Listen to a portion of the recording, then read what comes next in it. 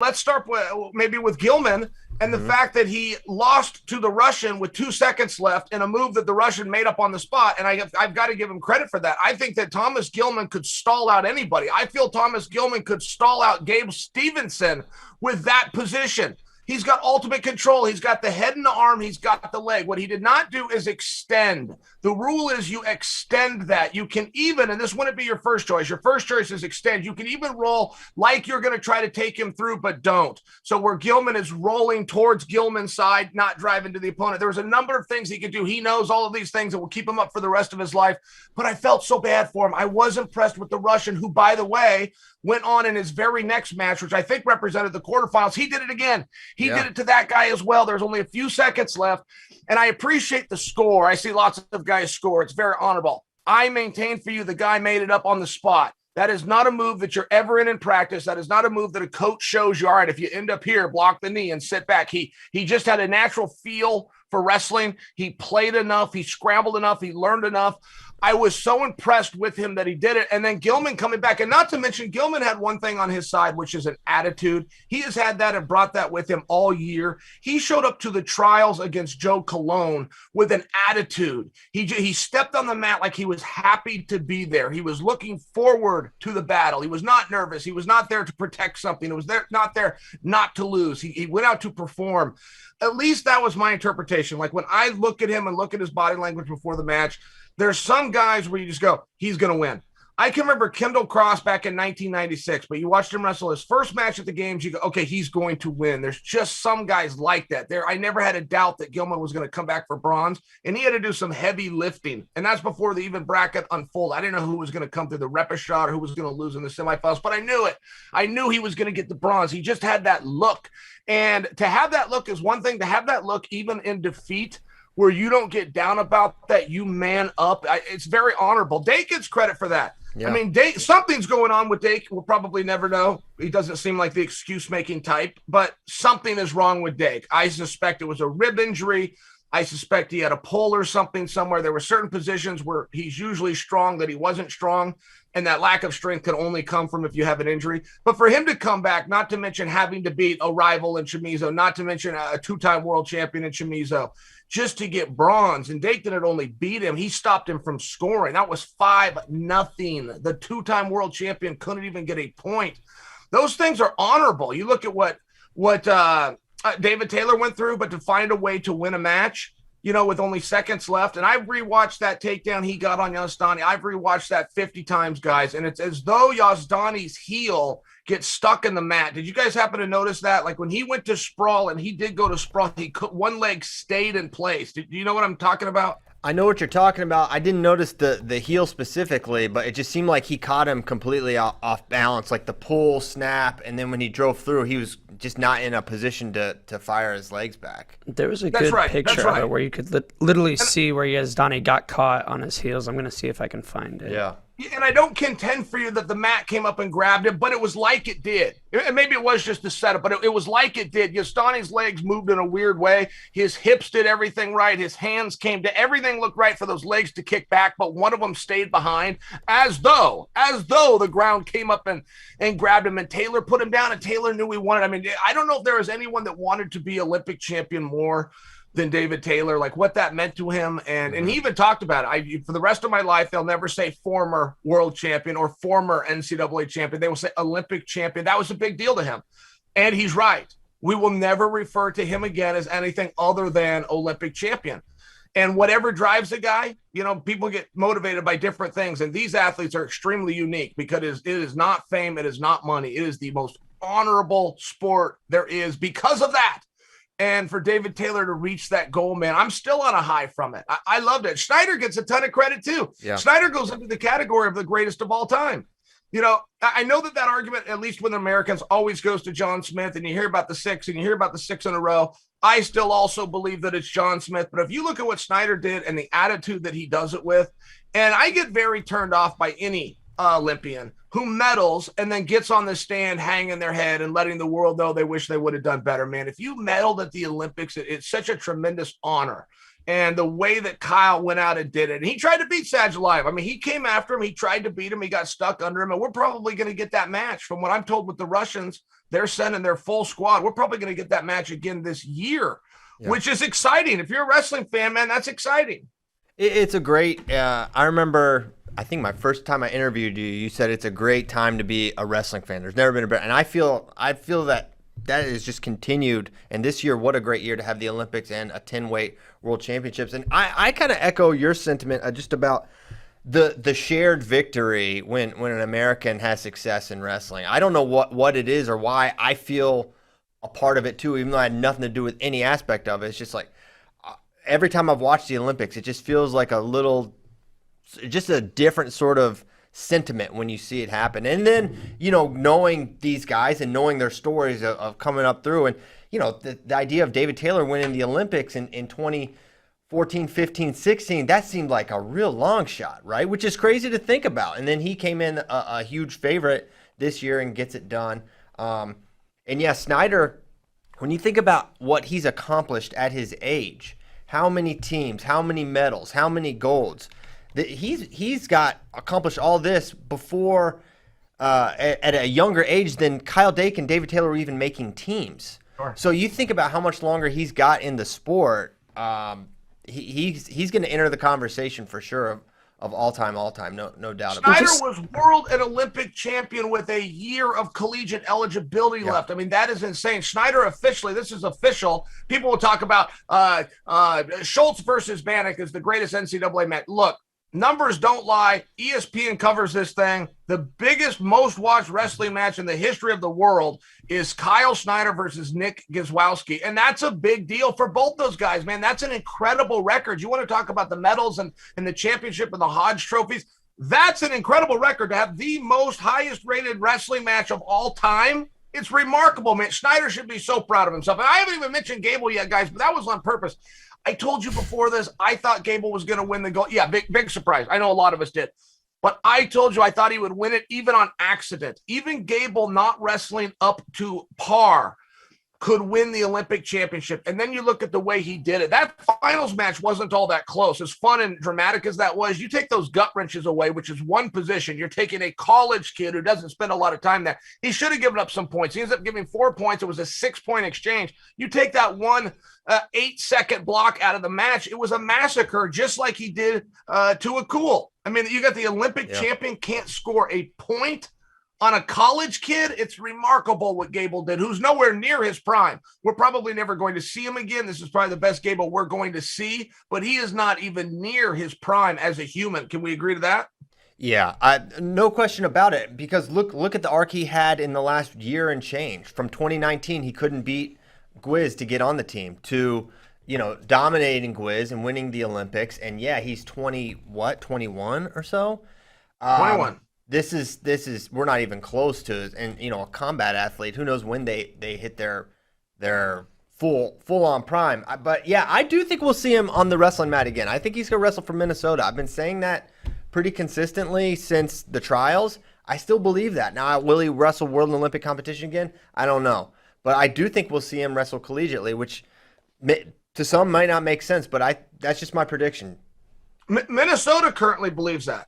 As of right now, and I don't know that they believe that as recently as 2 weeks ago, but as of right this moment, Minnesota does think that Gable's going to be suited up this year. So I think that's pretty good inside info. I mean, if Brandon Agam thinks his own guy is going to be on the team and he's starting to put his team and his places together, and he's saying as of right now, I don't know, 2 weeks ago, I don't know, right now, Agam believes that Gable's going to wrestle. So I think, Pyle, I think you're onto something.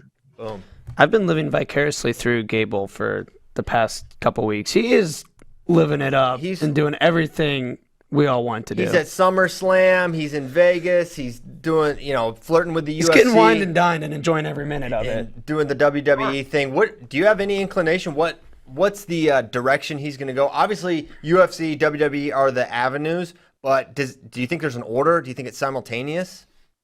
No, guys, I thought this was done. Again, everything has changed now that the team at Minnesota believes that Gable's going to be their heavyweight. I think we all thought, I'll speak for myself, he was going WWE. I thought that was done. I thought that whole thing was done. And I even knew details of the contract. Come to WWE. Here's your deal.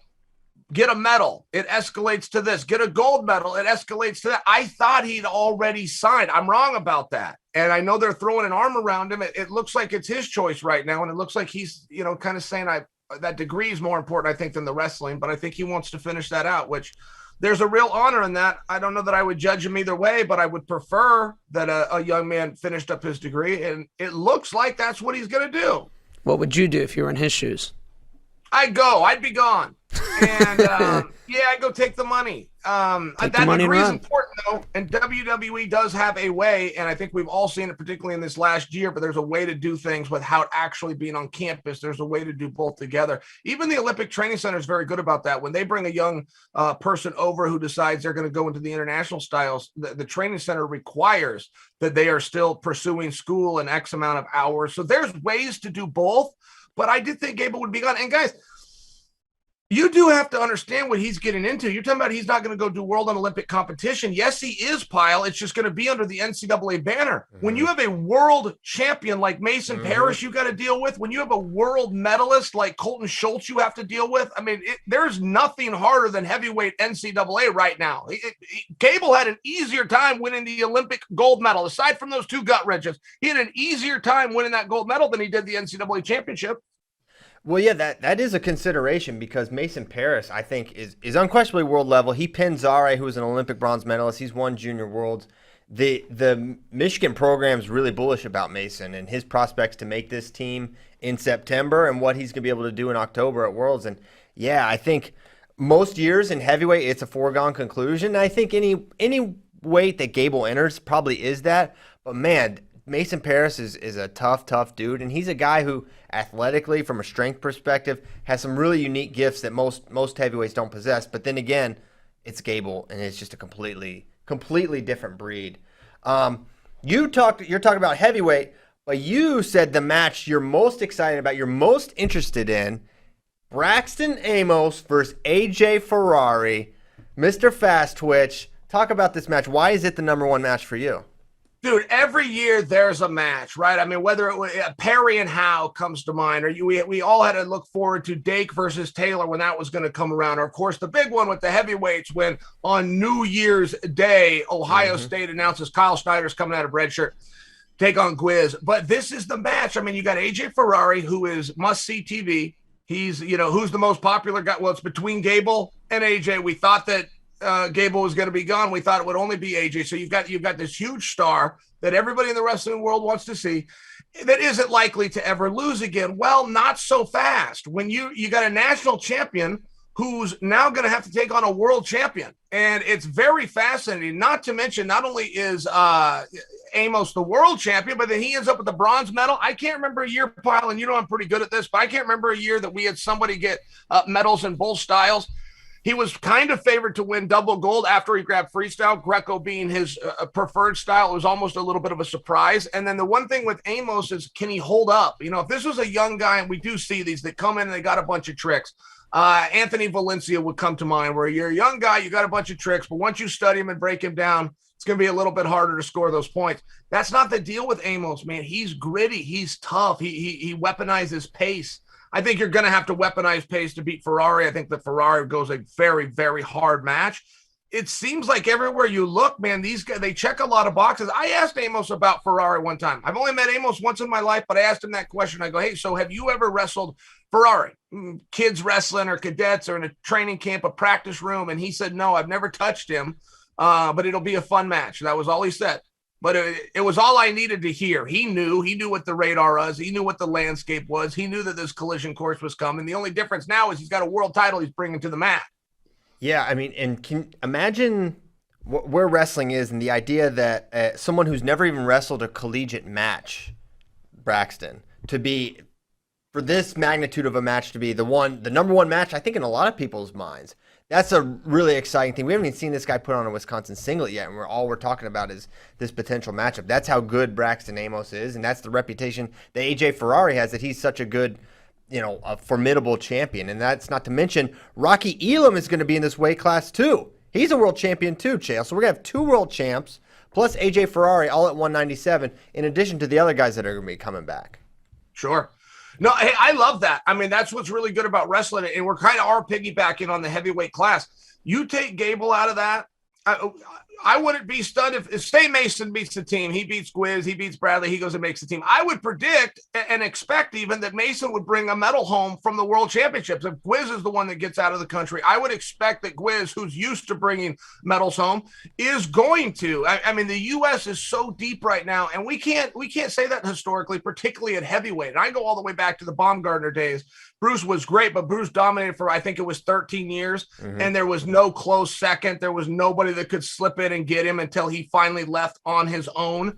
Then you had the Tom Americans, and Tully Thompson had his turn, but then Stephen Neal and the McCoy era started. So when you have heavyweight as deep as it is, when we're talking about it, we haven't even mentioned Caspioli. We haven't mentioned my favorite heavyweight, which is Kirklovic. I really like watching him wrestle the most. I think he moves the best of those guys. I would like to see him healthy, but that class is so incredibly impressive right now. And you kind of have a Gable problem. Like, well, what are you going to do? If Gable enters the weight, if he's on your side, you're going for third. If he's on the opposite side, you have the hopes of getting the finals. Like, Gable is one of these unstoppable forces. And guys, he's not done. He got so strong in the last year. To watch those gains he made from, when he's losing to Cesar to then going on and winning the Olympics. But there was some physical transformations. He really dedicated. As big as he was, he wanted to get bigger. As strong as he was, he wanted to get stronger. That's what Gwiz is doing right now, fellas.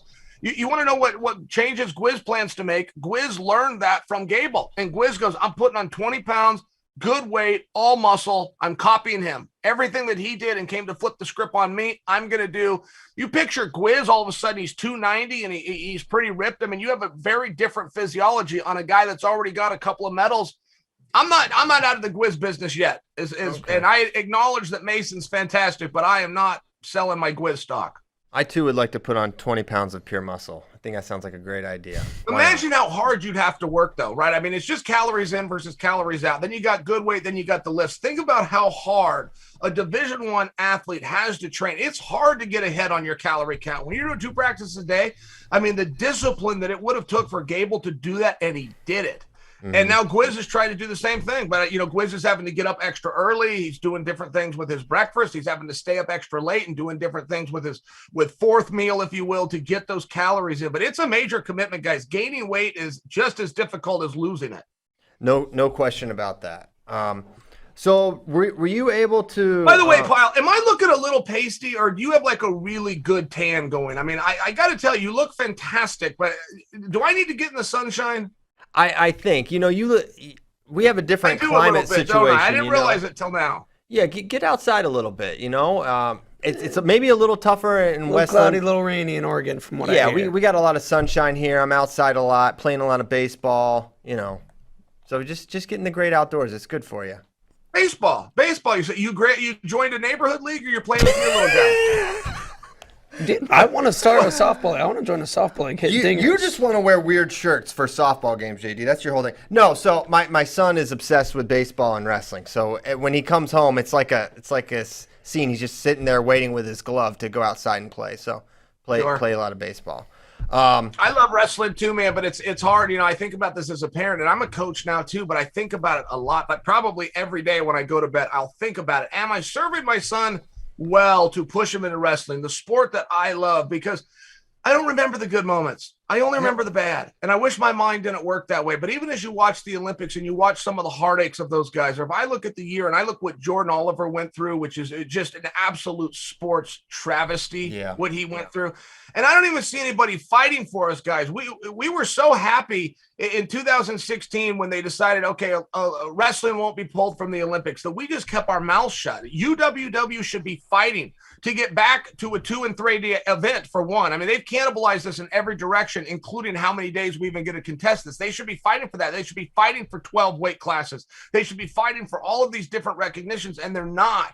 It's like they were just happy to get along to go along. That's not right. We don't get to have Jordan Oliver. That's not right. And there used to even be a good old day where there was somebody that you could bribe and you could get a guy slipped through. We don't even have corruption anymore, which is very sad.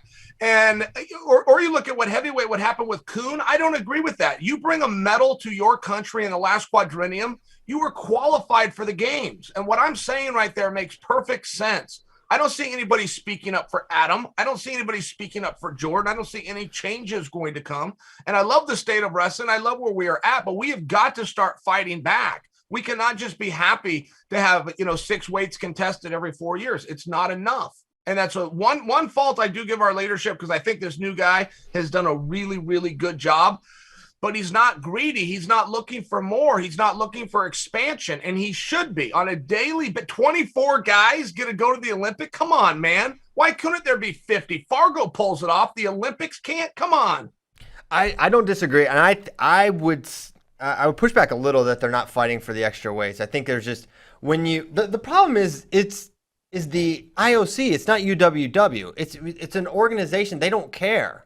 Right. So how do you their main thing is the equity and this and that. And I think I honestly wonder how much Greco putting us sort of out of alignment with gender equity in the IOC's eyes, how much does that hurt our ability to add weights? I don't know. I'm not trying to cancel Greco here, but those are the things that they're thinking about. They're not thinking about what's best for wrestling, not at the IOC level. Now we have a good advocate there with Nanad that he's on that executive board, but I think these things take a little bit of time. I'm encouraged. What can they control? They can control what they do, the UWW. So they have a 10-weight world championships every single year. I think that's big. I think that's progress, right? So while I think it stinks, I'll also push back that I like the 16-weight bracket. I like that it's a little more exclusive to get in. Is the method to qualifying a little wonky? Yeah, maybe so. But I also like that I disagree about, you won a medal in some year so you get in. No, it's like, how are you wrestling right now? If we're going to ensure that the field's going to be the best of the best, I like the idea that, okay, prove it this year. Prove it that you can not only win it, represent your country, but you can go win this qualifier.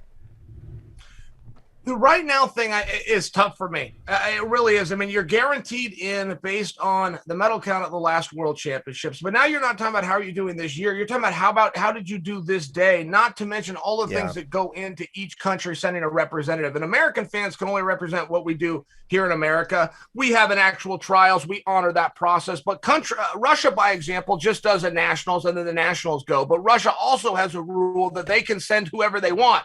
They do honor their national championship, but they don't have to by their own bylaws. You could have a guy that did an internationals or he got upset and Russia could pull him and stick somebody else in. Right. And while that gets talked about a lot, you could find it, but you got to go back about 15 years just to find one example. But it is still a little bit different. I do think the last quad is very relevant, but I don't want, that's not the hill I want to die in. I don't agree with 24 guys get to go in the first place. I just don't think it's enough opportunity.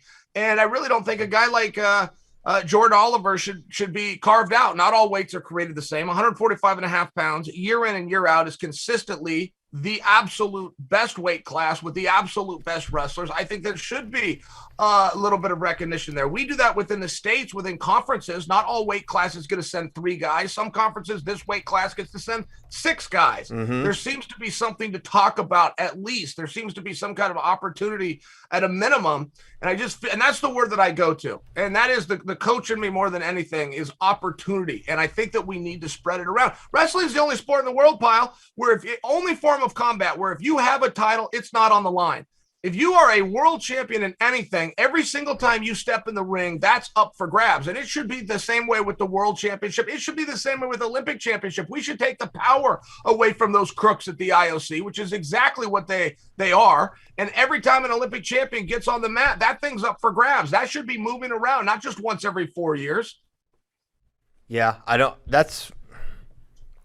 understand that perspective as well. Doing that and pulling that off, I see the problem with it, right? It's the Olympics. How do you do that? When the guy brings the medal, I understand that, but it's us as a community. It's whatever we recognize. We happen to recognize the Olympics as a big deal. Now you have a guy like David Taylor who feeds off of that and will always be known as an Olympic champion. So we make the rules as a community. What is it we're going to look at? What is it we're going to honor? We've chosen to show a appreciation to Tbilisi or the Urigan, but that's us as a community. We should also band together. That's a moving target, man. You don't get to go hide on an Olympic championship. Maybe you don't ever defend it, or maybe you defend it again in 4 years. It's not that way in any other form of combat. Whatever you've done, you bring to the table. All the chips are in. Yes, I think that is one of the big obstacles with international wrestling is the rarity in which you see these guys put it on the line outside of the major champion. I mean, seeing Sadulayev wrestle is like a Bigfoot sighting in wrestling. I mean, he wrestles at nationals sometimes, he wrestles at continentals sometimes, he wrestles at World and Olympics. Like, you can't have LeBron James or whatever prominent basketball player you want to use play twice a year. But in wrestling, you can have this an elite athlete, but you can't see him that much. And not to mention the fact that they're wrestling at odd hours because international tournaments, so the American market is not exposed to this guy quite as much. And that's an example of which there are many.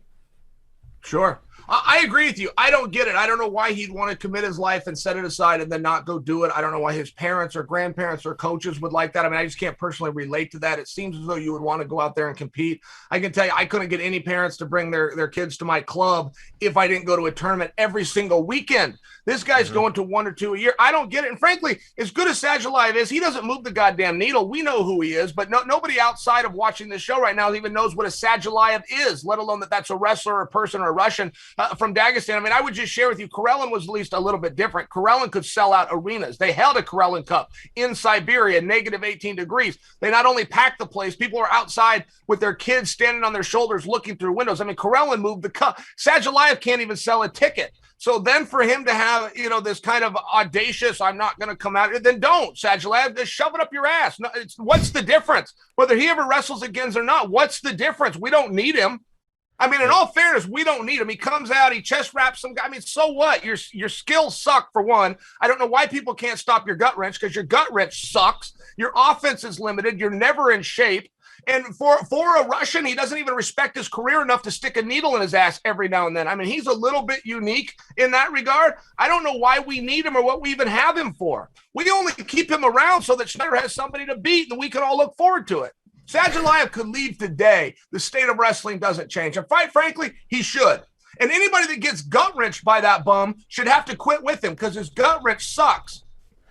So the obvious follow-up question there is, could he gut wrench you?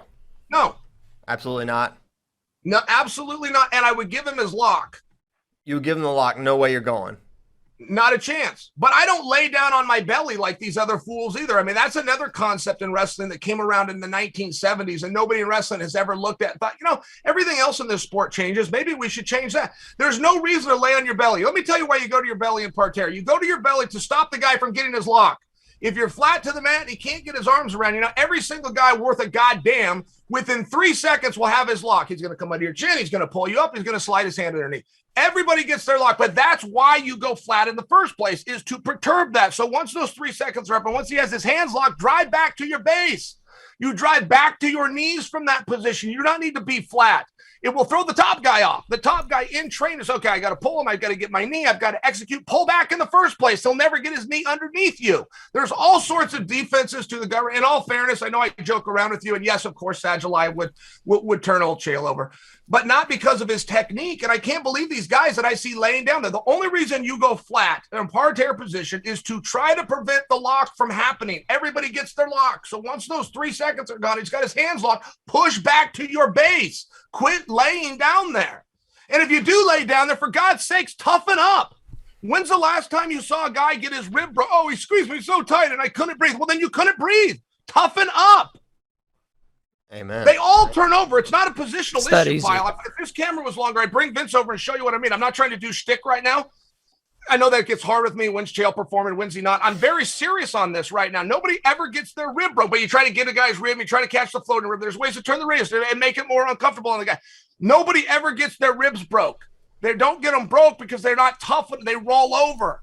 They all end up rolling. You don't have to go over. You've got to tough that out, and you can change the position and take all pressure off the ribs and the floating rib and change the position of the gut wrench, which will not work if he can't get his opposing knee underneath your hips in the V to pop in the first place. You take that all away if you push back.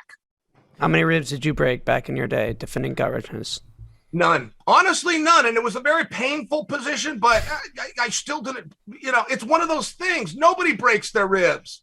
You put pressure on a guy, you squeeze him, and he just shouldn't go over. Yeah. You mentioned your point about Sadulayev. If he went away, wrestling would be fine. Who's kind of in the opposite sort of perspective? in wrestling? Like, if this guy, who's the real needle mover in your eyes in the sport of wrestling? Well, you know what? You want to know who's going to be a massive star is Gable, and I'm just not positive we're going to see him back there. He's already passed up on the World Championships. But now we're hearing good news that he's going to do the NCAA. And by the way, I like that. If you're in college and you're being paid to go, which is in the form of a scholarship, you should not be missing matches. And as honorable as it is when some of these other guys parlayed and did both, and as much as we all enjoyed it as wrestling fans, if one is paying you and you have a deal, you should be at those dual meets. If Minnesota is selling tickets, and Minnesota is one of the few programs that sells a lot of tickets, they do a great job, particularly with Border Brawl, which has sold out a couple of times in the last few years, 9,600 people, 9,800 people. You should put your team on the mat. So if Gable is not doing the freestyle season, not because he loves WWE or he got bought away, but because he's honoring the agreement that he made with the Gophers, man, that's really cool. And that story should be told, and it should be told that way. I think you should always put your team on the mat. I mean, it's another resentment I have towards Russia and Sadulayev. As much as I'm giving him a hard time, he's a really good wrestler, and a lot of people want to see him. And if there's a duel coming to town, and you know, my son asked me, hey, will you take me out? Sadulayev's going to wrestle. And I get there and I get us in the seats and Sadulayev's on the bench. It's not right. You should always bring your team. You should always put your team on the mat or turn it down in the first place. That happened one time, by the way. This happened between the Smith brothers, who do not argue, at least not publicly, but we got into a situation where it was a bracket room. Arizona State and Oklahoma State were there, and there was somebody from Oklahoma State that wanted to wrestle the Arizona State guy. And I believe it was you and I spoke about him. He now runs Eric Larkin runs a very successful club, but he didn't come. Arizona State didn't bring him. And John turned to Leroy in the seating meeting and said, you said you'd bring your team. That was all he said. And Leroy looked at him, and everybody else looked up, and John stopped. He didn't finish the thought. He didn't go any further. But John's right. If you show there's Arena Tournament of Champions, 1999, if you say you're going to bring your team, bring your team. Yeah, and that is a common frustration that a lot of wrestling fans have about NCAA wrestling, NCAA dual meets. You get all hyped up for this event, all the stage is set, and then this guy sits out or this guy doesn't wrestle. And not only do they not wrestle, they play along with the hype, and then they pull the rug out last second, and okay, they're sending out a backup for that. I mean, I think that is a big obstacle that prohibits wrestling's growth. Do you understand why you don't lay on your mat in parterre? I mean, it just makes one of these senses. If you do that in the UFC, just by example, the referee will stop the fight. You were doing nothing. You were laying flat. Your chin, your knees, and your dick are all on the mat. It's not a good thing to do. If you go and do that in collegiate, they'll call you for stalling. But in freestyle and Greco, these coaches are still telling people to lay and move this one, and then you move this one, and you feel it, and you move it. You don't ever lay on your belly. The only reason to go to your belly is to prevent the lock, of which everybody gets. Everybody gets their lock. There's never been a time or an example that either one of you could bring forward. And I don't give a damn if it was kids wrestling. You could not tell me one time you saw somebody drop from parterre position, prevent the top guy from getting his lock, and the referee blew the whistle 15 seconds later. Everybody gets their lock. So therefore, there's really never a reason to go to your belly ever. Ever. Not to mention defensively, it sucks. If you push back, if your hands are straight and you push all the way back on your haunches, so your butt's to your heel and you stay right there, he will not leg lace you, he will not bow and arrow you, he will not turk you, and he won't gut wrench you. He won't even try. You'll have him perplexed. I realize over time they'll defend defense. I'm talking about right now. If you were to wrestle from that position, push back, the top guy wouldn't even know what to do. He's never drilled it. He's never seen it. He's never watched somebody else do it. We'll throw him off completely. You don't have to worry about the lock. Everybody gets their lock. Not only do they get it within 3 seconds. You come into the chin, you pull the guy up, you slide your hand under. This isn't rocket science. It's a goddamn lock in a wrestling match. If USA Wrestling offered you the position of executive director of parterre defense, would you accept it? I would, but I would come in heavy on day one, and I would just explain to the group there is nothing good that can happen when your chin, knees, and dick are all on the mat at the same time. Okay, those 3 points can't all be down. You have to get them up. In collegiate, it's stalling. In combat, the fight is over. It's a TKO. In freestyle and Greco, they go there on purpose. It is one of the few positions, if not the only position, that happens in 2021 that also happened in 1971. We have redone the sport. We've re-looked at it. We're not even coming high up in the crotch. A high crotch crotches now to the knee. It's a head to the outside single. Wrestling calls it a high crotch, but you get the point. The whole sport has changed except that position. And people don't seem to understand why. They also want to talk about every time the Olympics is over, the number one scoring technique in both freestyle and Greco-Roman was a gut wrench. Well, maybe we should look at how we're defending the gut wrenches. Maybe it's not some masterful and great move to start with. Maybe universally our defense sucks. And it starts with the position where you're telling the guy to go flat on his belly. And at this point, what do you have to lose? First off, I'm completely right, but let's just say I'm not. You wanted to disagree with it. What do you have to lose? It's the number one scoring technique in the world. Because everybody defends it the same. Start defending it differently. Basic logic is all I'm suggesting for you. It's basic logic. It's the next evolution for the human species. I think we'll get there. I believe. Have you seen some of these entries for the World Team Trials? Have you paid any attention to this? Seen the 79 kilogram? We got Burroughs, Ringer, Imar, Nolf, Starachi. Downey's apparently entered. McFadden, Wick, Hayden Hidley. Have you seen this? Yes, I'm following it very closely. I love it. I love the trials. I like the trials even more than the games. Even though, I'm a proud American and all those things, the trials, I mean, every time I'm sitting around discussing wrestling with friends, we're not talking about Azerbaijan or the Ukrainian. We're talking about the Americans. Well, what would happen if this guy wrestled this guy? It is the trials is the ultimate tournament for a wrestling fan, even more than the NCAAs. Every dream match you could think of happens, and it happens 30 minutes after it just happened previously. The trials is the best, and yes, I'm following them. All right, are you excited to see Burroughs up at 79 in a different weight class? I just respect Burroughs so much. What he went through in this last year, showing up to the training camps, doing what he could to help Kyle Dake. Not to mention Burroughs was a fantastic announcer. He and John Smith made an incredible team. But Burroughs was even doing what they call studio work, where he's not live mat side. He's not calling the actual action. He's got to set the stage and he's got to build it. First off, he's a very handsome guy, but he's very well spoken. His temperament is on point. He can also empathize. He can bring for the audience what the emotion of victory or what the emotion of defeat. He can personalize these things. I just thought Burroughs was top notch. But yes, him moving up to 79, him pursuing a goal, particularly in light of the fact that he's now got a new training environment and partners and coaches. I'm very curious. That's a hard weight class, man. That's a very hard weight class. Completely agree. I think it's good. It's the first time he's ever wrestled in the World Team Trials bracket. He's never had to do that before. He's always been sitting out for one reason or another, winning a medal or winning the U.S. Open. Yep. I like Ringer in that way, by the way. I mean, Ringer's very interesting. I wasn't sure if he was going to stick around and keep wrestling. We always see major turnover after the Olympics.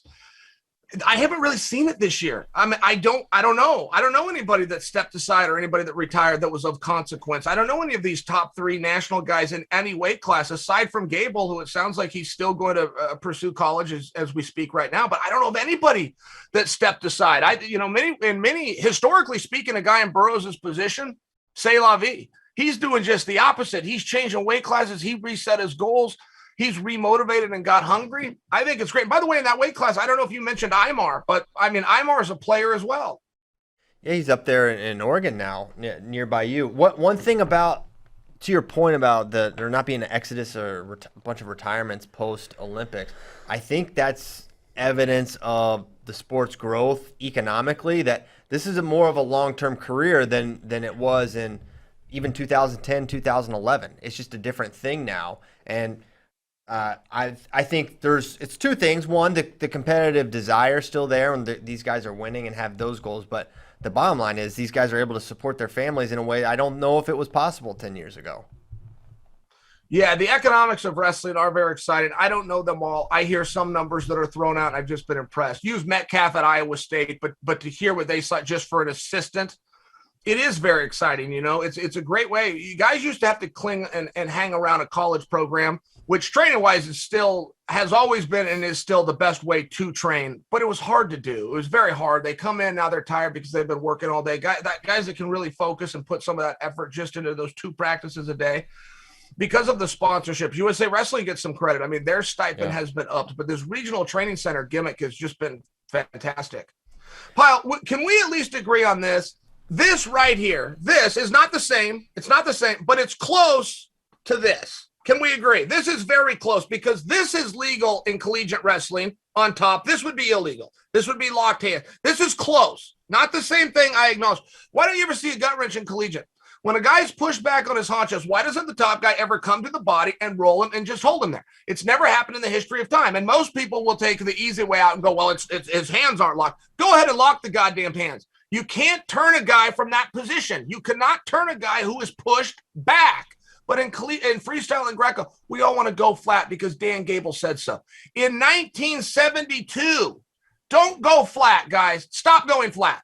And stop coaching guys. Stop the guy from getting his lock.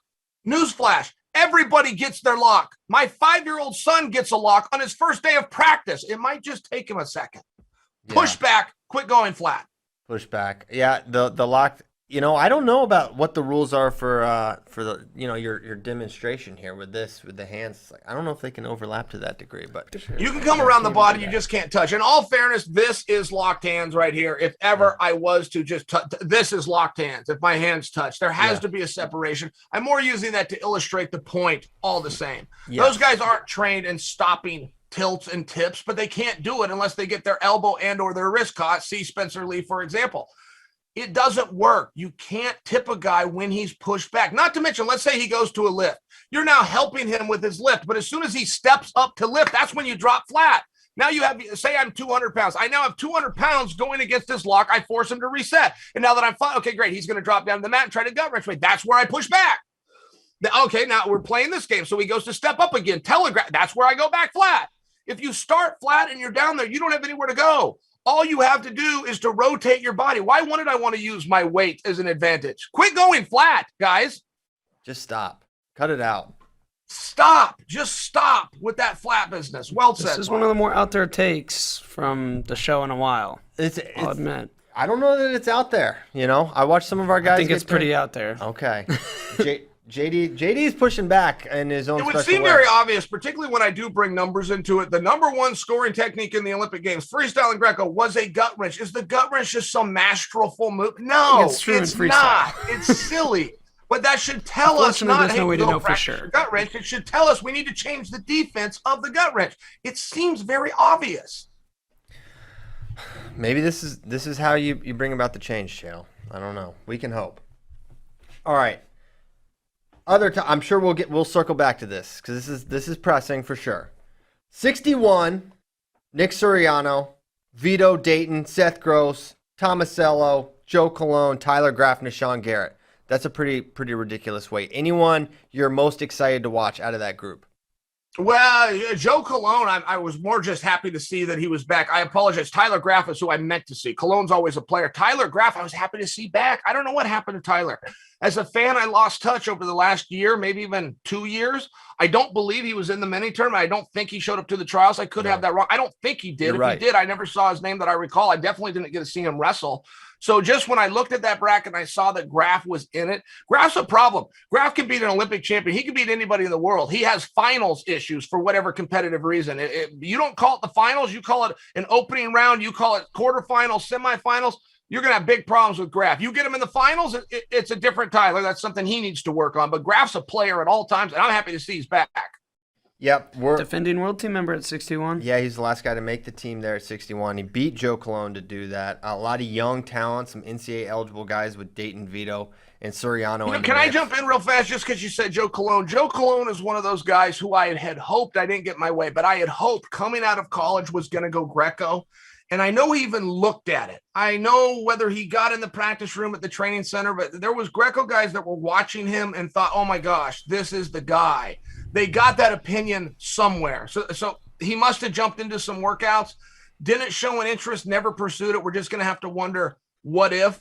But I do, when I look at Greco, like I really like and respect the way that it's ran. I respect and like the training and the situation and some of the funding and the respect that goes into Greco. It's a DNA issue, right? It's our second and third and sometimes even fourth tier athletes. But if you were to go back and look at the top athletes, which we can clearly identify through the greatest feeder program that USAW has, either style, it's called the NCAA. If you were to go back and look, historically speaking, at any NCAA All-American that went over to Greco, they all have one thing in common, which is they brought home world medals. They don't just make the team, they bring home medals. And we identify every single year the age group's best athletes by 8. Number 1 through 8, we identify who they are. It's just very hard to get them onto the mat in Greco. I don't know why.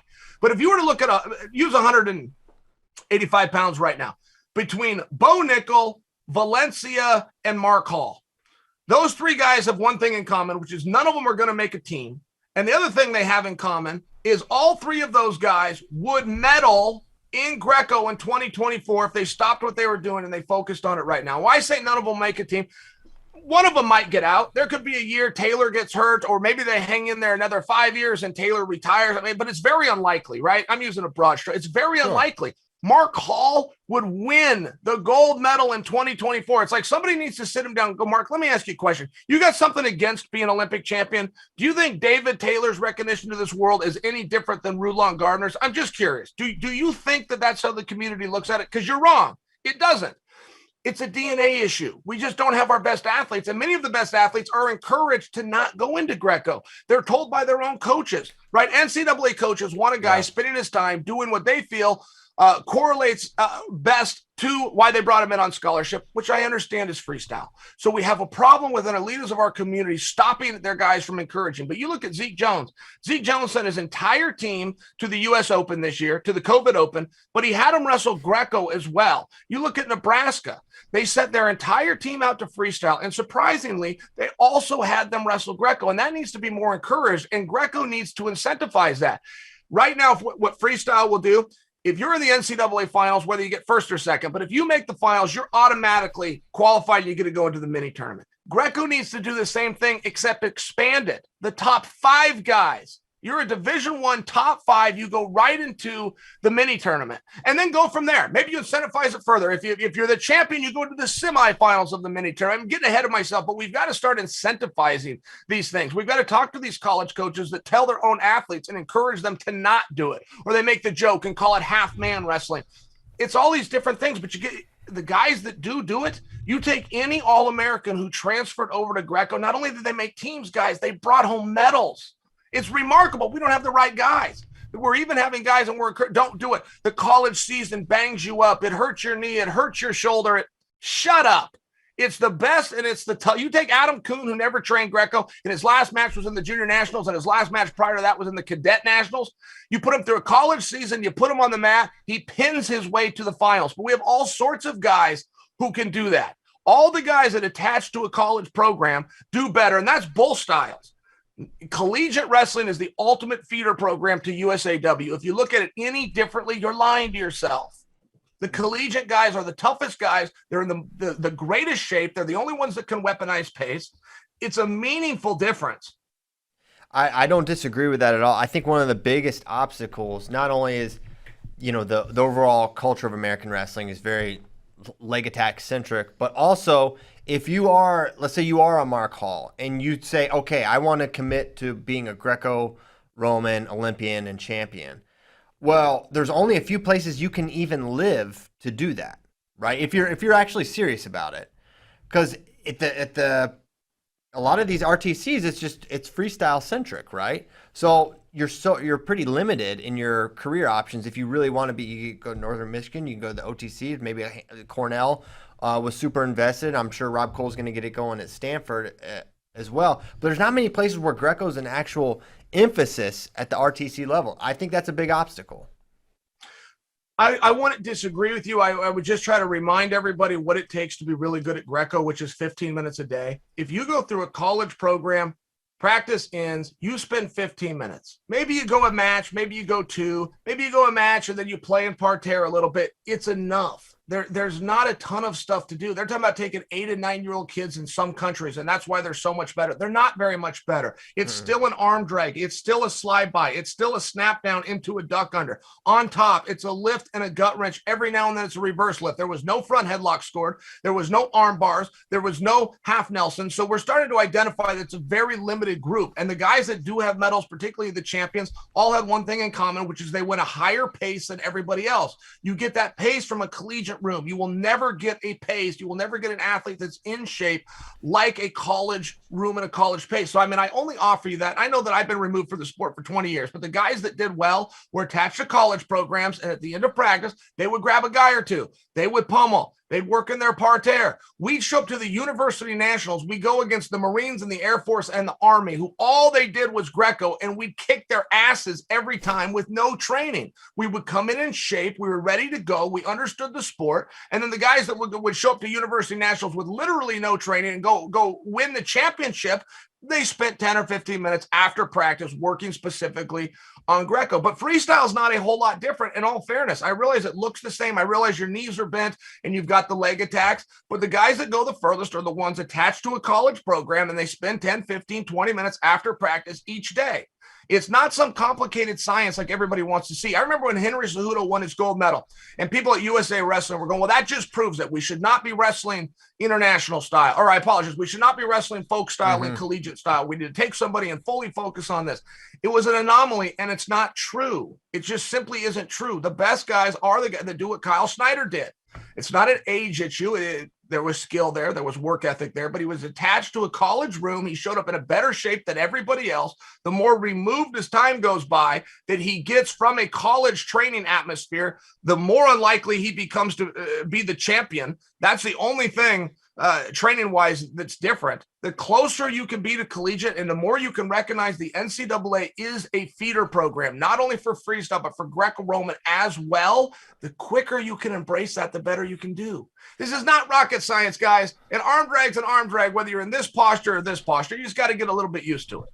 Yeah, I think the folk style freestyle narrative, the NCAA as development for freestyle success debate flares up every World and Olympic Championships, and it happened again after these Olympics, where everyone gets in their camp. There's a large contingent of people that say just train freestyle, make NCAA wrestling freestyle, and then we'll be way better. And Gable doesn't get turned into gut wrench, et cetera, et cetera. Do you agree with that, or do you think that's terrible?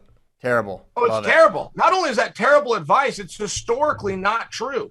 The U.S. put their best team on the mat, and we've got the medals to prove it, since 1992, which was the true dream team of wrestling. So let's just look at right now. Not one of those guys that was on the mat as our representative, as well as they did, or even if they didn't even make the team unless they had what college wrestling as a background. We haven't had anybody make the team aside from Henry Cejudo. I got to go back 2008, and Henry did a really great job. Nobody makes a team unless they come through college. And I have no way to prove this. I just have my opinion. But if we did test this, I would prove to be right. And we do have something very close, which is the University Nationals. So you have all of these college kids that don't ever do freestyle or Greco.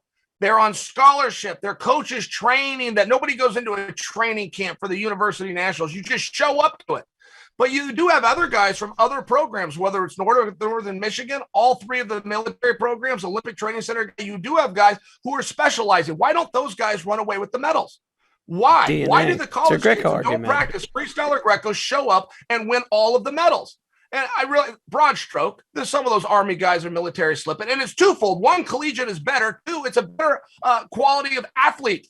It's a much harder life and a harder environment. Freestyle and Greco-Roman training is easy in comparison to collegiate training. So if we're just to use the University Nationals, it happens to be the only thing that we have where we can just take random guys. I could do it right now. If I had every NCAA champion show up and willing to do Greco, I would have some team members. I don't know which one it would be. I don't know who would do it. If all of them would agree to just enter, so one of them would make the team. And if I could get them to commit, they'd bring home medals. And the closest that we have to me proving my ridiculous point is the University Nationals. We have a bunch of guys that don't do anything but collegiate. They beat everybody else. Why? Becomes the question. Two reasons. It's tougher. They're in better shape. They're a higher quality of athlete. Well, Northern Michigan does win Greco quite a bit. Sure. I understand that they do. I understand. And the military will slip some in as well. I fully understand that. But I will still stand by my point. If you take Northern Michigan, who does absolutely nothing but Greco, it shouldn't even be close. It shouldn't be they do win or they win some. They should win them all. If you're taking on guys, that's all that you do, and these other guys just flirt with it because their coach had them fill out an entry fee and step on a scale, it shouldn't even be close. But for some reason it is. Why? Exactly.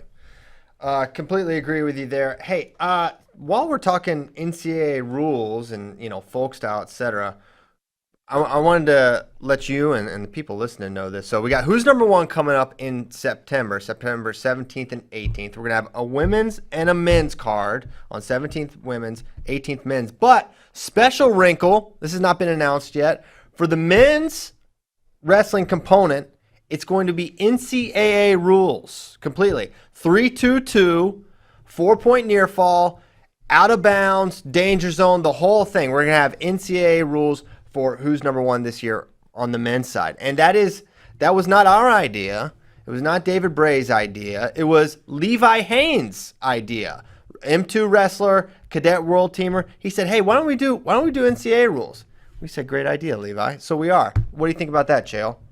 I love it. I didn't know that till you just said it. I love it. I think that's fascinating. I think it's the way to go, by the way. And I love that you didn't change the rule. I think there was a little while there, and I don't know if Flo is responsible for it, but they were trying to combine the two. It was like a hybrid match. Remember the Lehigh kid and Chris Perry wrestled, but it was like a 9-minute match. And it just everything got weird. So as long as there's a rule set, I will at least be happy. But I like to hear that it's college rules. That's great.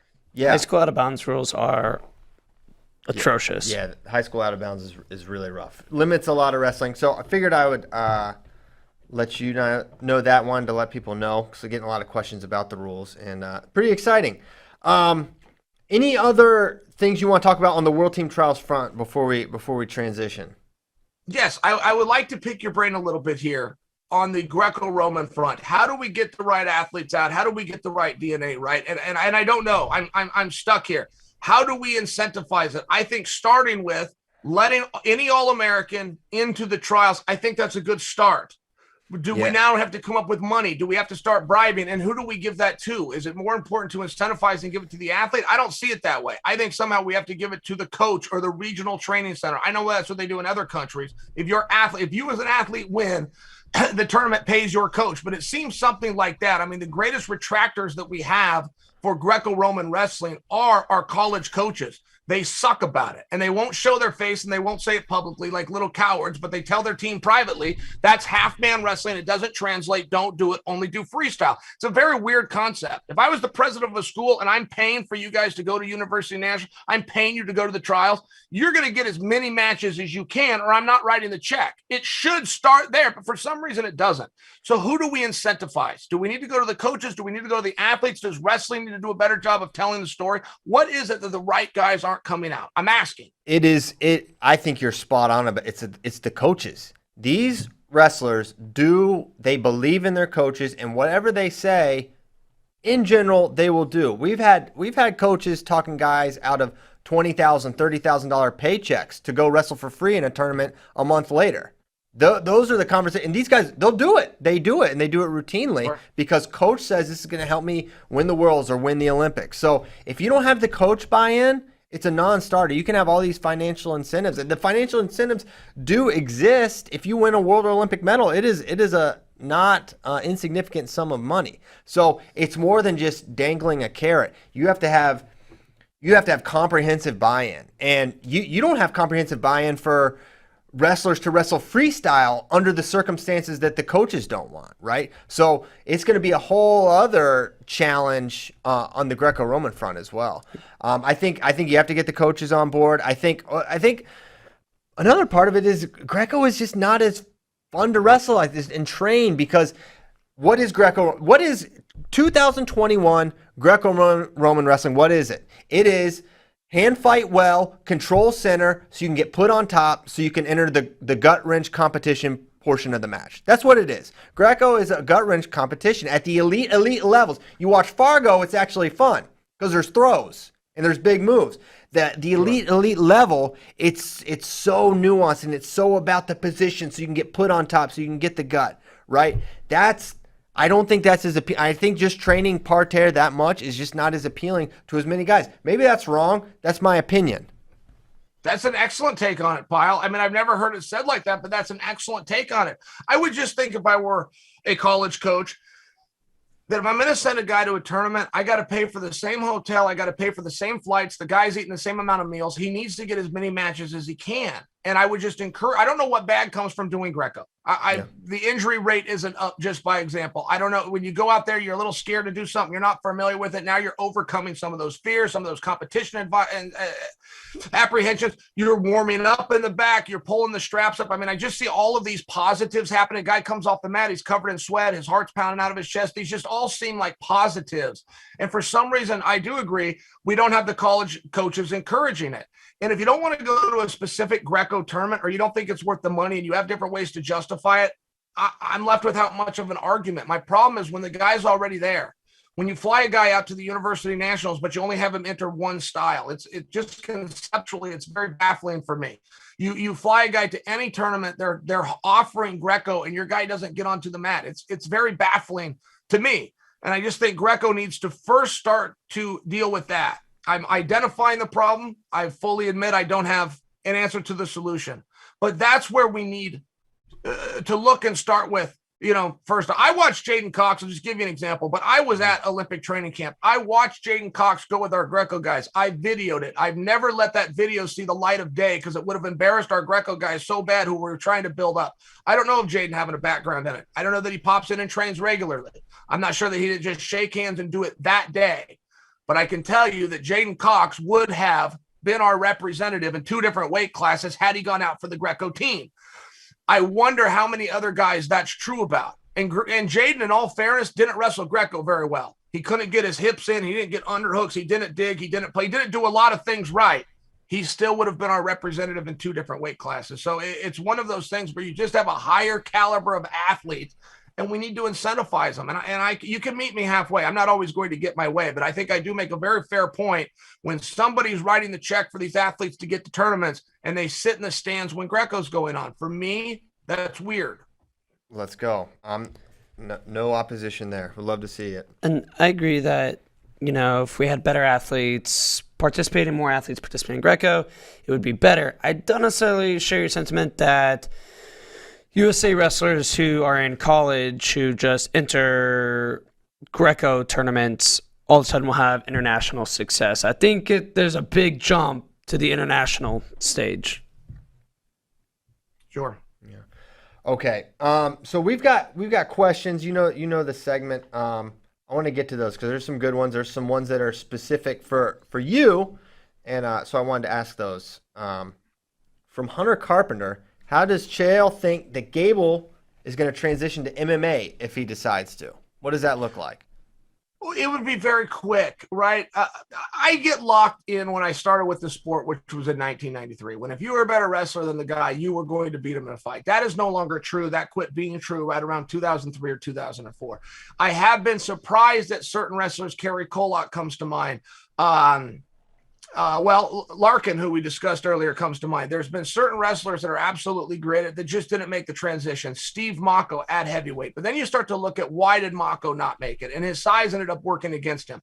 One of the great things in wrestling is Mako was a really big man. One of the bad things in fighting for Mako is he was a really big man. So I personally believe that Gable is quick enough and athletic enough that his size wouldn't be a problem. I think that he could impose himself, get top position, not try to play some of that guard and back stuff, use his strengths. I think Gable would be the fastest transitioner ever. I think within 6 to 12 months, he could be making a dent and making an impact. I don't predict that that's going to happen. I think that's a much harder life than the one that he's looking for. I think that he's already put it on the line enough. I think he's beat his body up enough that maybe, taking the entertainment aspect, which has more longevity and legs to it, would be better than doing this experiment.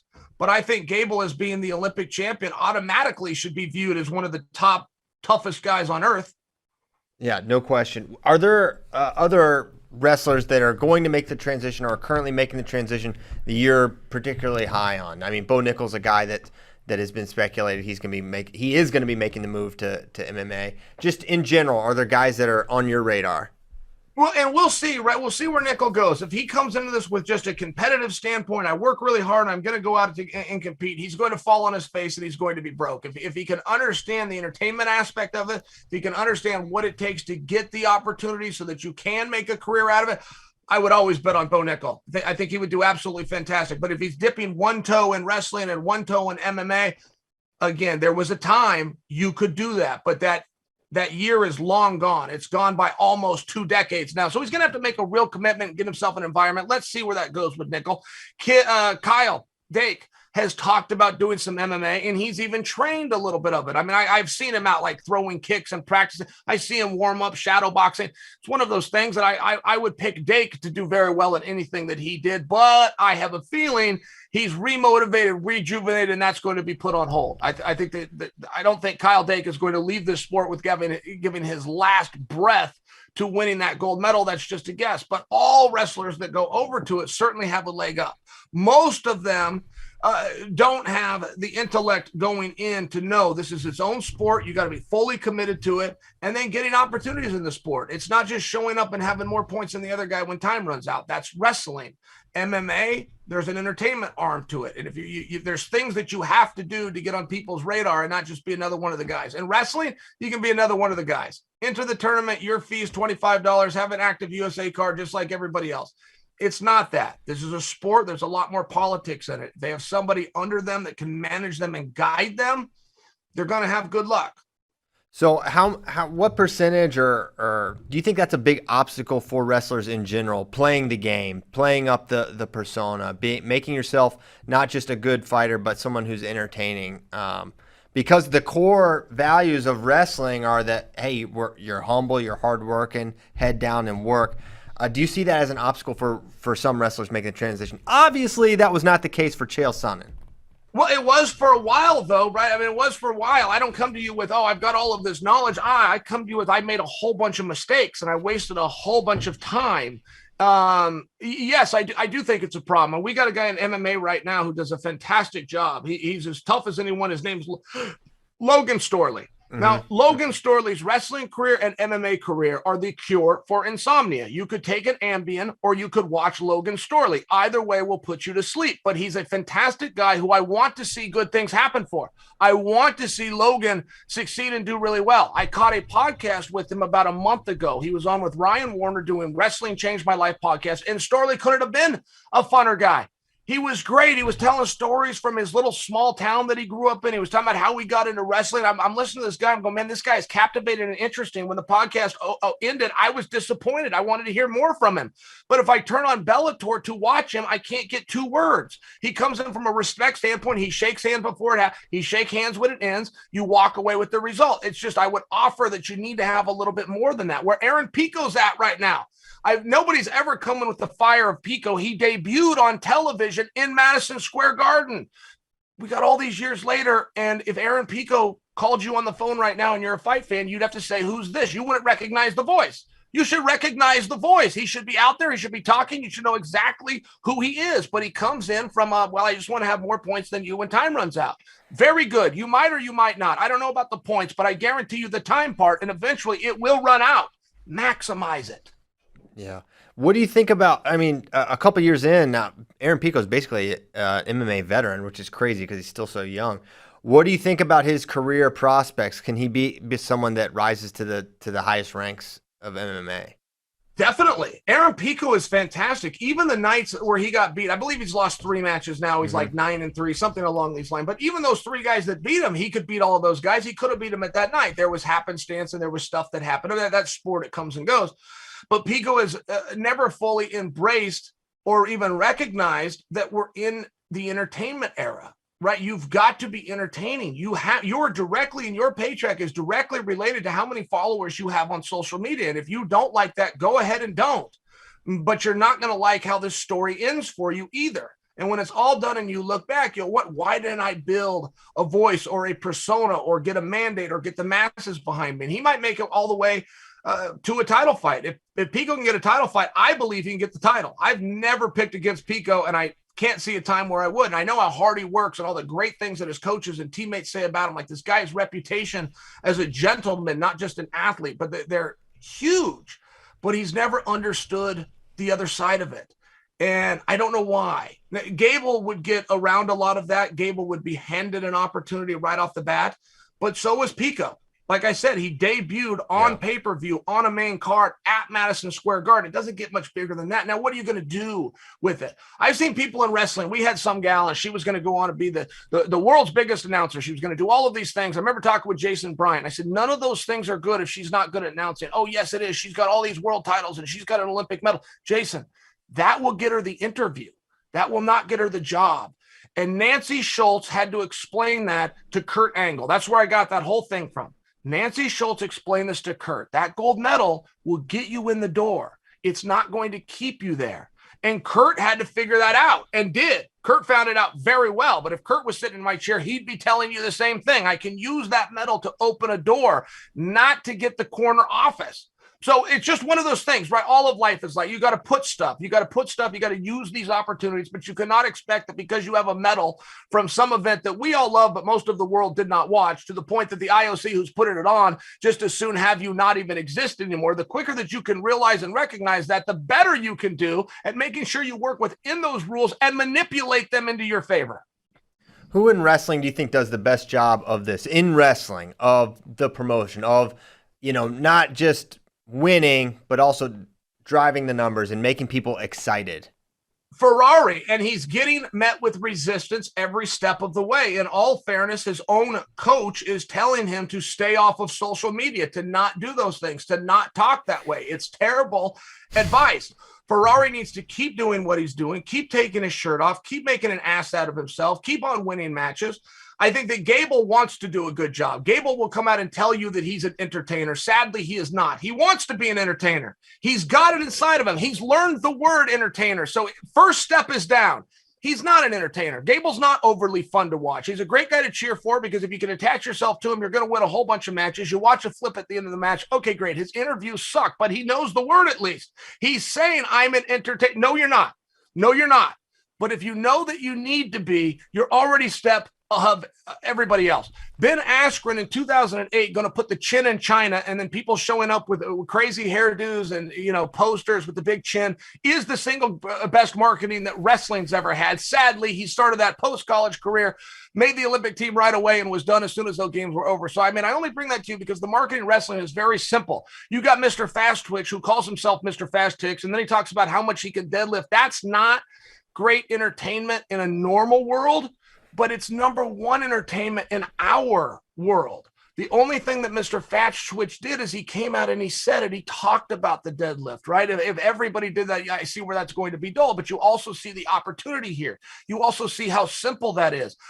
I know a guy, I'm going to keep his name out of it, but he got interviewed by Quinn Kesnick on ESPN, and he wanted to have a big drop the mic moment. He said his 2 or 3 words, drop the mic, and walked off, and he thought it was great. It's like, whoa, drop the mic moments are great when you have a mic all of the time. When this is your one and only microphone you've had put in your face, maximize that and use it. Vince McMahon used to give The Rock 3 minutes. You have 3 minutes. We're on live TV. I got to go to commercial. I got to get to the next segment. The Rock would double cross him all the time. And when he came through the back, he would tell the producer, if it's good, they're not going to cut it. And he's right. You got to go into business for yourself sometimes. Forget what the script says. Sometimes you got to go off script. And in the world of wrestling, when the biggest star we have is the guy that takes his t-shirt off on Instagram and talks about his fast twitch muscles, you should see that as an opportunity. Apparently, it doesn't take a lot in this sport. You're right, and that is very true, because it sticks out like a sore thumb when AJ does these things, right? And I will say that for his behavior would be unique for a lot of sports. It's not something you're seeing in basketball or even football or MMA. He is certainly a unique personality, and listen, he makes people want to tune in. He makes me want to tune in just to see what's he going to do after he wins or after he loses. If he loses, what's going to be, how's AJ going to carry it? So I'm with you. I think he is probably the number one. You're either watching to watch him win or watching him lose, but either way you're watching. Yeah. Yeah, and he's fantastically entertaining. I mean, when he doesn't do it, you feel the big letdown. Like he didn't do it post NCAA match. But, I got to blame ESPN for that too. You have one interview of this whole night that anybody gives a damn to hear. You set interviews aside for a 30-second window. Knowing that you have AJ Ferrari and knowing that he's the only guy anybody wants to hear from, the producer in the truck didn't think he should make that one guy's interview 90 seconds instead of 30, and they're trying to rush him out like he's everybody else. He's not everybody else. We do want to hear about the deadlifts. We do want to hear about his two brothers who were coming up through the high school system and how his father got him into this. We want to hear these things. And if we have an athlete who's willing to give it and we're armed with that ahead of time, he doesn't get the same 30 seconds that the 41-pounder got. So I blame everybody. Everybody's at fault here for killing any excitement or enthusiasm we have in wrestling. An inside scoop, AJ's own coaches in Stillwater are trying to get him to stop from doing that, as though they have something against selling tickets. You can't turn anywhere in wrestling and have anybody support it. Right? The Greco guys don't want you doing freestyle. The freestyle guys don't want you doing Greco. The collegiate guys don't understand that both styles are good. Like, nobody in this sport can shut up, stay out of the way, and just let people build this sport. You have Flo that wants to come in and get the rights to your event where you want to charge Flo a whole bunch of money because you heard that they're doing really well. How about you just let Flo come and give your guys some exposure? How about you find a way to use that exposure to get more people to come to your event and monetize it that way instead of asking Mark for a check everywhere you go? I mean, there's just all sorts of things we go in wrestling. I go to the mat.com. I could blindly go print off 30 mat.com articles. Blindly, I will throw a dart. I will grab that one and I will read you 5 different spelling errors, 5 different typos. They still continue to call Kyle Snyder a 2-time NCAA champion, which is true, except why don't you call him a 3-time NCAA champion, since he did go ahead and win the 3rd one, and this is our governing body. It's shocking. Nobody in wrestling will get the hell out of the way of wrestling. Well, I think it's one to maybe spin your perspective positively. I think you're right in that wrestling actually on its own can do a good job of selling itself. The product is actually really good. You look at what UWW has done from 2013. They're out of the games. It's dark, bad leadership, big problems, to now you look at their social media presence and their media. They became professionalized really quick, and they didn't do anything super fancy or something that's like mind blowing. It's like, no, they just kept wrestling as the centerpiece, and they hit the right storylines. They presented it in a professional, cool way. And look, boom, our governing body, which didn't have an Instagram page 6 years ago, now 700,000 followers, huge YouTube channel. They made some little kind of no-brainer decisions and just let wrestling do the work. And I think that's a good tribute. And I think sort of in the vein of what you're saying, I'm trying to spin it a little more positively because I do think wrestling has so much going for it.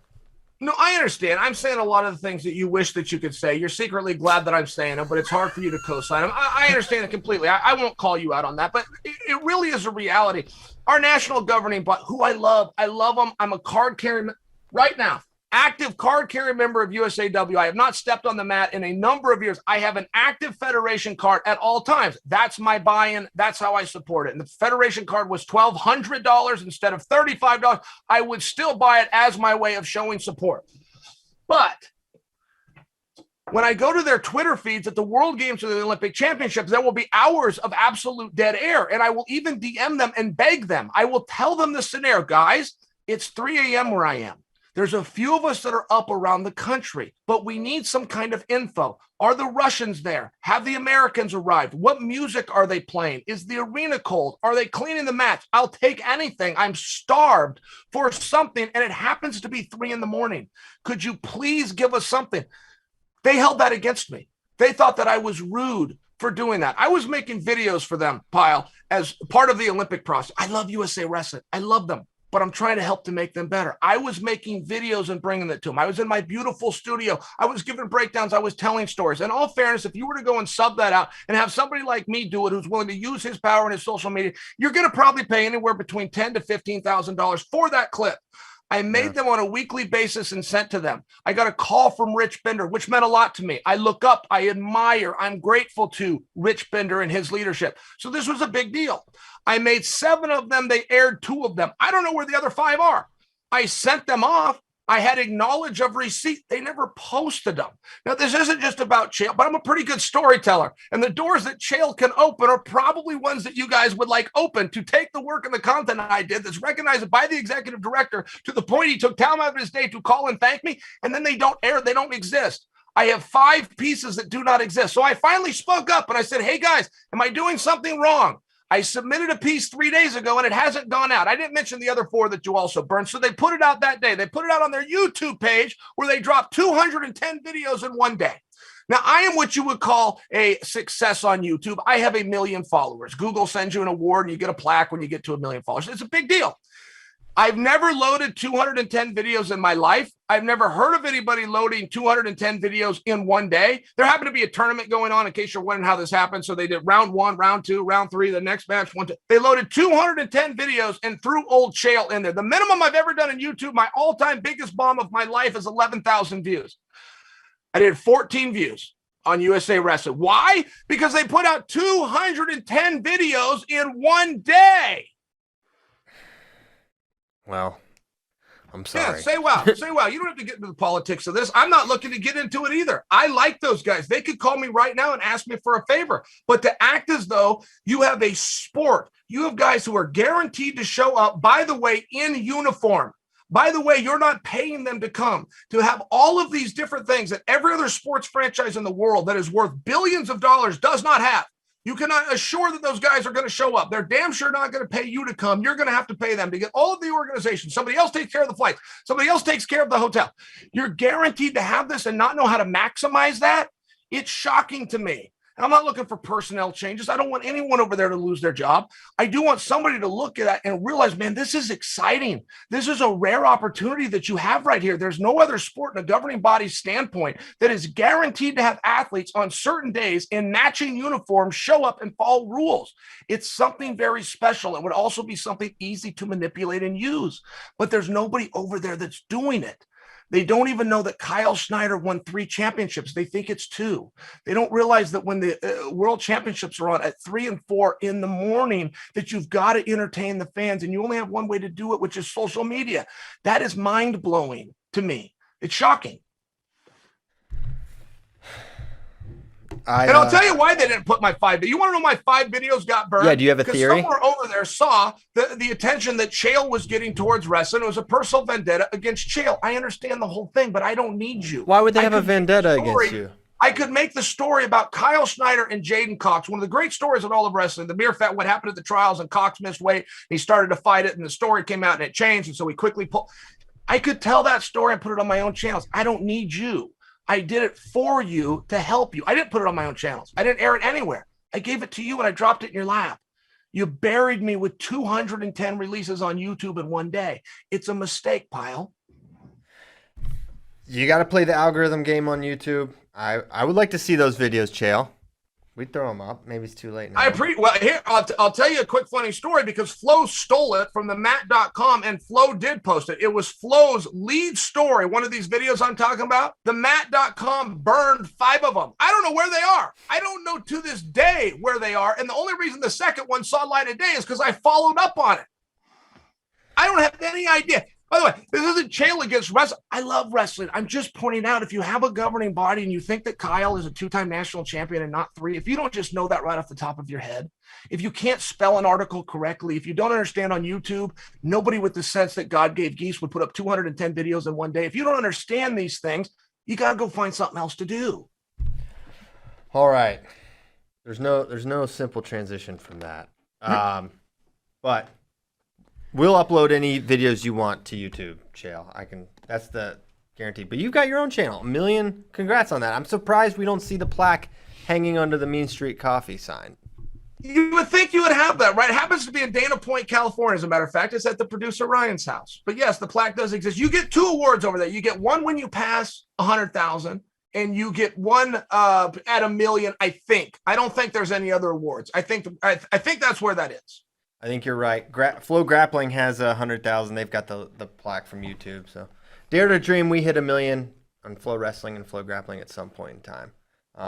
Maybe time for one more question before we let you go. You've been very courteous with your time. We're very, very appreciative of that, Chael. I have knowledge to impart on you. And by the way, you're playing the role perfectly. Nobody's going to call you Pile. All right, they're all going to go, hey, Pile. He was a good little soldier. Really, you're doing everything right. I'll do the heavy lifting. You just keep asking the questions. Yeah. Well, there's some navigating I have to do. You do understand though, in all fairness, there's no form of contact where having your chin, your dick, and your knees on the mat is advantageous. But we do continue to do it. I mean, not for nothing, that's food for thought. If I had you here, I would show you. I'd let you get on top of me, try to gut wrench, and then I would do gut wrench defense the way that it should be done, which is where you push back. You go, what, Chael's really onto something here.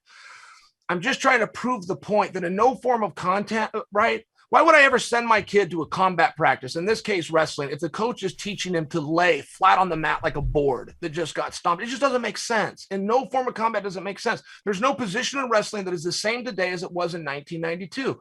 Time out. Hold that thought. There is one, which is parterre. That deserves review. And if somebody was to review what I'm saying just on the merits of, God, he makes a good point. We have changed absolutely everything in this sport except that position. Let's play with some other stuff. If you did that and then came to the conclusion, you know what, this is still the best, I'll be quiet. I'll have got my way. But you should review it. You should review, is it best to just lay there? Is it best to just stay there? Why does a guy in collegiate wrestling absolutely never, ever get gut wrenched? And if you come to the answer because you can't lock your hands, you're a little bit lazy. There's more to it, which is you can't gut wrench a guy who's in a referee's position. That's the answer. You also don't hold somebody on their back with a gut wrench. You expose them briefly for a second. Yeah. Well, you tilt him. Maybe use Spencer Lee, who does something for, I not realize he's got the wrist and an elbow, but he tips a guy up and he holds them there. And in wrestling, guys have done it too. I mean, I'll just remind you, when you used to have the near fall rule, guys weren't gut wrenching and taking you through. They were tipping you, holding you for the 5 count, letting you come back and tipping you again. Like, for sure, to hold somebody in a position of control is very possible. It just, you can't do it when they're back on their haunches. You need them to play along. You need them to go flat and let you go to work. And I'm saying, why would we cooperate? Let's double cross the system. Final question. From me, you have some kids. Are they in wrestling? How did you introduce them into wrestling, if so? And how has that experience been for you as a father with a kid in the sport? And I got to be really careful. I don't want to be the dad that does that. I want to encourage, once they get into something, which I secretly hope is wrestling, then I encourage it. But I'm just a chauffeur. I just get wherever they want to go. I just get them there. That's my job, and I keep my mouth shut. Now, that's very easy said. It's harder to do, but I've been successful so far. My son's only 6. So my basically short-term strategy, he's in gymnastics. He goes to gymnastics twice a week, and he's been doing that for a couple of years, learning strength, balance, mostly body control. Then I take him to practice, but he has to stay in the corner. He brings a little Hulk with him, and he plays in the corner. He double crosses me every day. He comes on the mat. He gets in everybody's way, but he's supposed to stay in the corner. He doesn't get a dress down, or he doesn't get to do the practice. He just looks up to the bigger kids. And the bigger kids, I'm really thankful, are very sweet to him. But I won't let him on the mat. And my hope is that he'll beg me. Eventually, he'll beg me. And he's already starting to ask me to, but I don't want him to ask me. I want him to beg me to wrestle. And I think, and this is from my own experience as a coach, 9 years old is the spot. And I could live with 8, I could live with 10, but right around 4th grade, that's the spot where the kid's old enough to pay attention. He's old enough to try. I don't need my kid to win, but I do need him to try to win. And I've seen that right at that 9 years old, at the end of 3rd grade, right at the very beginning of 4th. Any of it is daycare. We run a 5-year-old program, 6-year-old program. It's daycare. Yeah. And I don't enjoy that. I don't enjoy coaching those classes. I don't enjoy seeing it. I'm not sure what good habits are being formed. I'd rather clear out the coffee table and just get on the floor for 5 or 6 minutes a day, working on a half Nelson or working on what a single leg is. I think that's more advantageous for somebody at his age. I think you're on the right track. I tell you what we won't be working on. We won't be working laying on flat on your mat, where a referee in MMA would stop it and call it a TKO, where a referee in the NCAA would call it stalling. We won't be working on that. We will get the hell up and turn and face the guy. Listen, if I have anything to say about it, your message will be out there. People will know there's major issues with our parterre defense. And Pyle, that embarrasses me. It embarrasses me when you're always telling people, when you're like, this is the king of the universities. He was in the finals 6 times. He won it 3 times. He was outstanding wrestler in 2001. He would wrestle freestyle and Greco and go to the finals in the same weekend. He should have beaten Damian Hahn, and the referee screwed him and give him 2 points on a front headlock, or he'd have been a double champion. It embarrasses me when you're always bringing that up, or you're talking about, he beat this guy who went on to be an Olympian. You're always doing that to me, and I know you're doing it to be nice, but you don't have to. I'm not trying to embarrass you, but calling me king king of the universities and stuff like that. Like, that embarrasses me. That I is appreciate it, but that's what they called you. That's what they called you. So I just feel like they that called should me be king of the universities. That's true. They even made a T-shirt that said "King of the Universities" and had my face on it. But for you to bring that up, Pyle, I know, right? It's embarrassing. You bring it up when you're not on the show, but right there in front of you. Because what are you supposed to say to that? Are you supposed to talk about the time you got the OW? I mean, are you kicking? I've never been turned in live competition. Are you aware of that? I am aware of that. I have heard that. I don't know if I'm aware of it yet. I don't know if I can possibly believe that. You've never been turned in live. It's a true, aside from one exception. So University Nationals, which you continue to bring up my success at the universities. I wish you'd stop. I will. University Nationals, semifinals. I run into a guy who never should have been in the weight class, and it's a young man named Brandon Slay. But little Brandon, came up from 163 pounds. He never should have been at 185 with guys of my stature. So I got to wrestle him in the semifinals. He gets me down. Shocking. He somehow ends up with a takedown. He gut-wrenched me, Pyle, until however many times you can turn a guy and the ref stops the match. So I've never been turned in my life before or after. He turned me 5 times.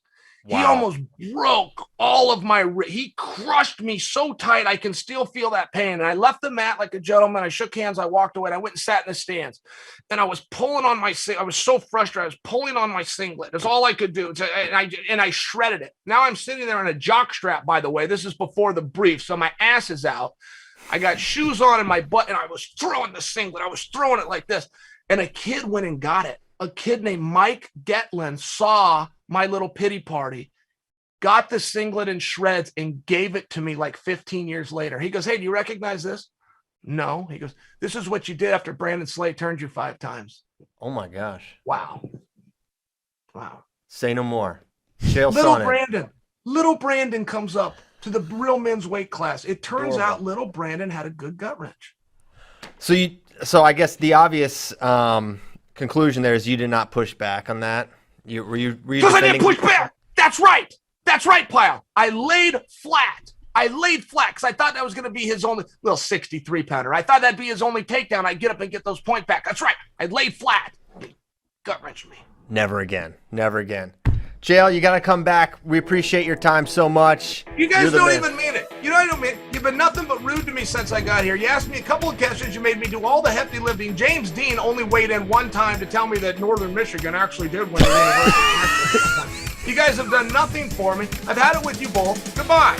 Goodbye, Chael. He's gone. Just as quick as he came. Chael P. Sonnen has left the building. We thank him nonetheless. Yes, we were rude. No apologies. But thanks to Chael. Thanks to you for listening. That was fun. It's always fun. Tune into the Beta Show today, 11:30 Eastern Time. It's Mike Gray and the rest of the Cornell stuff. All of Cornell. All right, awesome. Thanks so much. See you tomorrow. No show Thursday. Sorry. I'll tell you tomorrow. Have a good Tuesday. See ya.